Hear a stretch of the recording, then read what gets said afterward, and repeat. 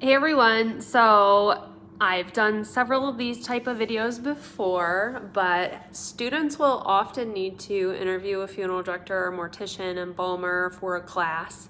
I have I think it's like a minister type schooling, and they needed to interview a mortician, and so I always volunteer. So here I am. So today it's not really answering questions that you guys are throwing at me live, but this is me answering 6 specific questions for a funeral director. Before I start though, I have to say I had thought, hey Katie, today I did a graveside, I embalmed, and I talked a lot to the deceased when I was embalming. And I thought, oh my gosh, people ask me this all the time. Do I talk to the dead? I do. And yeah, you do. And it's crazy, but not like the whole time, but a little bit, just a little bit of talking. So first question, how are the dead treated with dignity? I think one of the first things that pops into my mind is that they're covered when they're not being worked on. At least anyone of dignified manner, that's what they do, is they cover the deceased with a towel or a sheet or a hospital gown or something. They're not just laying there naked all the time. That's one of the big ways. Not banging them around, not cursing in front of them. It's funny because there's a lot of state laws that you can't curse in front of a deceased. It's actually illegal. I don't know who polices this or who has ever been caught doing this, and whether they get a ticket, I don't know. But that's one of the things. Let's see. I'm just sitting here by the fire, guys. I thought I'd just jump on and do these questions for somebody. Hey, Jean. How else are people treated with dignity? Yeah, clothed nicely, skips not stepped, things like that. Things done with the thought and consciousness that it is a person or it's somebody's loved one. So it's a pretty broad question. Number 2, what is done to prepare the body for a funeral? How big of a question? In terms of what? Are they buried or cremated? Are they shown or not shown? I mean, it depends what there's way too much, that's way too ginormous of an open-ended question. I feel like if they're going to be shown for a funeral, then they're embalmed, they're dressed, they're cosmetized, they're casketed, they're set up. If they're cremated, all the paperwork's done, they're cremated, they're put in their urn, and they're set out. So beyond that, I'm not quite sure what that question is going for. It's a pretty just big, crazy, open-ended question. What if the body is not intact?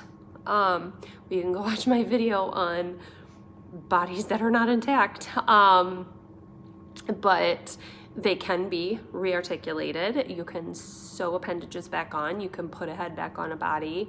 If you're missing those pieces, you can just create a bandage of some sort, or can make up a fake, arm or hand if needed. I've seen that done before too. How do religious concerns affect the way the work is done? In a lot of ways it doesn't affect, but there are some areas that, if there are specific religious concerns where there cannot be embalming, they have to be buried within a certain time period, there has to be certain washings done, we have to set all of that up. Especially like with let's say a Muslim service, everything kind of stops in the course of the day, and they expect everything in your world to stop to cater to their needs of things being done in a certain time frame. That is what I have experienced with all of the Muslim funerals I've done. And I love a lot of the culture and the care taken of the deceased within the Muslim faith. Hey, Casey. However, that time constraint is hard for a funeral home. The gender constraint that a female deceased can only be cared for by a female director or a male only by a male. Well, what do you do when the funeral home only has one gender? You kind of got to be flexible. So I think as long as the denomination you're caring for and the religion that you're caring for can understand that you may not be able to meet every specific need, but that you're going to do your best. You know, sometimes you can't get, let's say, a Hindu service where you need to cremate very quickly. You may not be able to get the permit within a day. You have to get a signature from a doctor and a medical examiner, and they may just not happen if it's a Sunday. So it may not happen within the time constraints that you're accustomed to. So as long as you understand that there's got to be flexibility on the religious side, and understand the funeral home is going to try and help you on their side. So it can definitely affect it, but it also there has to be a little give both sides of it. How is the family treated, cared for, and ministered to?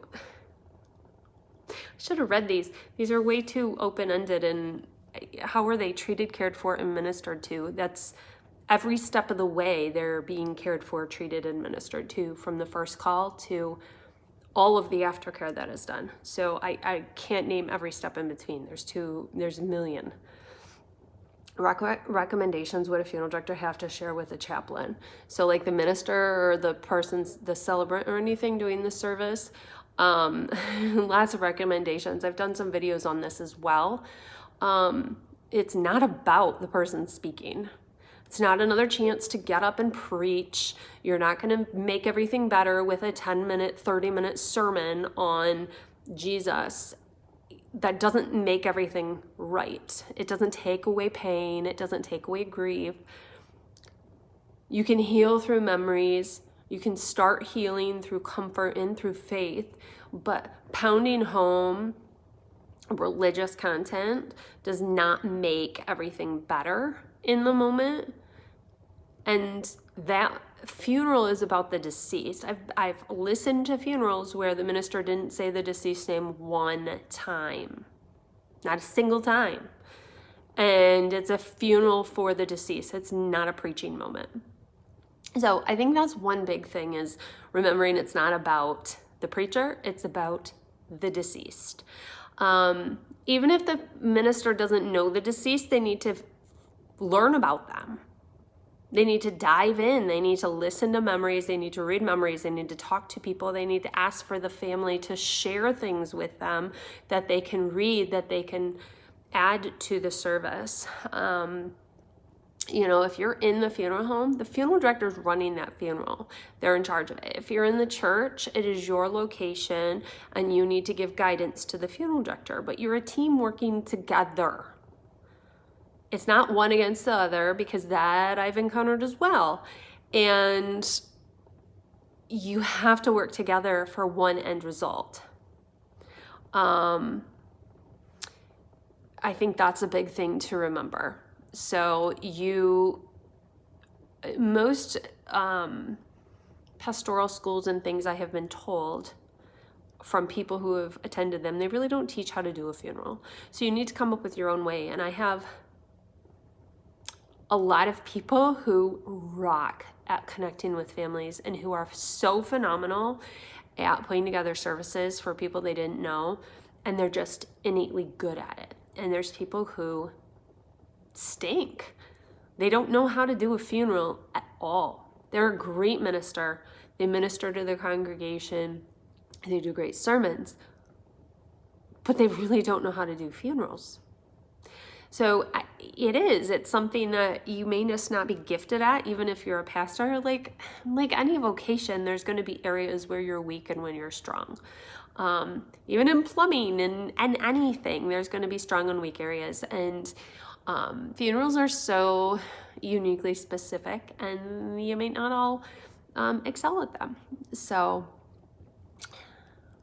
yeah, brief, quick answers to those 6 questions that were submitted for the student that's got to do a paper after interviewing a funeral director. So I'm not addressing the questions you guys are throwing at me today. Thank you for sending them at me, but I'm not addressing them today. Who has the final say when families can't agree on what to do with a loved one? I will answer this just for you, plumber guy.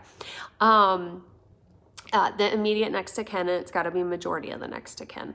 So like in Michigan, if you've got 5 kids, there's no spouse, your 5 adult children, and 3 of them want cremation and 2 want burial, the cremation wins.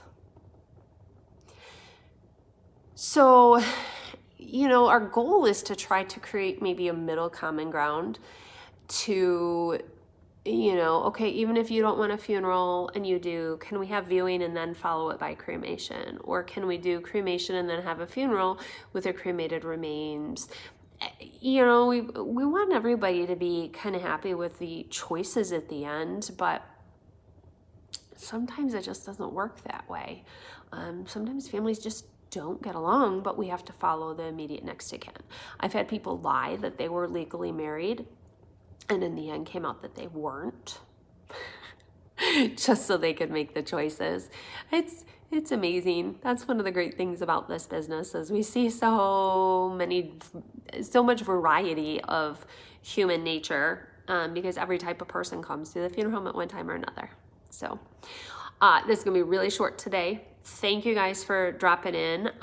Thanks for the questions from the student. And if you ever need questions answered for a paper or something from a mortician, by all means, hit me up. Thanks, guys. Have a great rest of your day. Bye.